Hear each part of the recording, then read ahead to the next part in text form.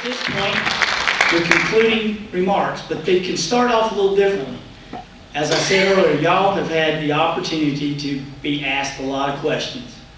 But there's probably a question that you say, gosh, I just wish they asked me that. You probably, at the end of every debate, every discussion, said, just one more question. I wanted to be asked this. This is your chance to ask yourself a question, answer your question, and make your closing comments. You have up to 5 minutes. Thank you to everyone who helped make this happen today. This is America, what's happened tonight. My question to myself is, Carl, why are you so controversial? I have a simple answer for you. A man who is willing to consistently fight to put principles before power, party, or popularity is unique. It is not easy to do.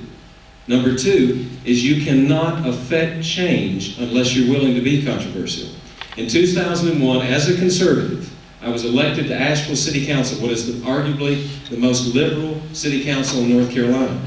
2 years later, I was elected vice mayor by that same liberal council. And 2 years after that, I was re-elected as a conservative in Western North Carolina. I never abandoned my principles. Why was I re-elected? Why did I get those crossover votes from independents and Democrats that are going to be so important in the coming election?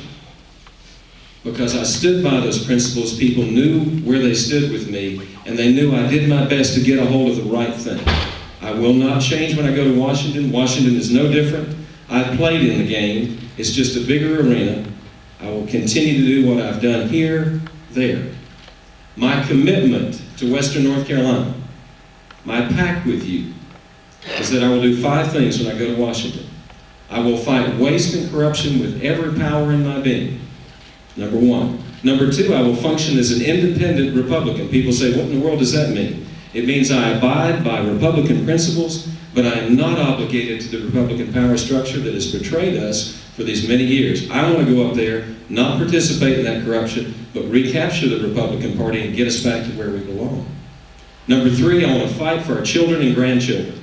It's not just about us, it's about them. We're failing to bridge them to a future of hope and possibility like we were given. That's wrong. Handing them $10 trillion in debt, and that's just the tip of the iceberg, is a horrific thing to do our children and grandchildren, and protecting them will be a major priority for me. And then 4, I mentioned it earlier, constituent service. The most important job for a congressman is not in Washington. There are 400 plus folks up there.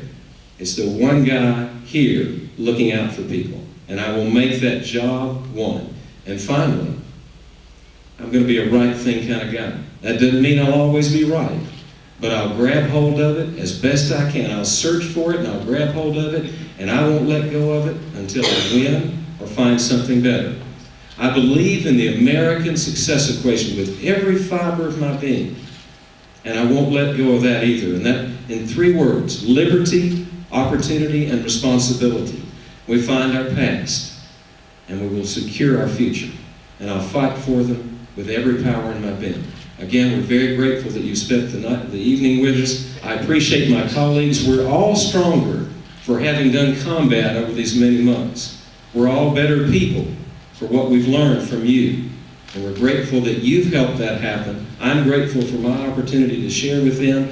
I hope you'll think carefully about who you believe of these 3 candidates has the best chance of taking on Heath Shuler in the fall. Who can pull over the crossover votes from the liberals and the Democrats? Who has the experience? And above all else, who has the principle to make sure that the person we send to Washington next time does not betray us? And I want to do that. Thank you very much.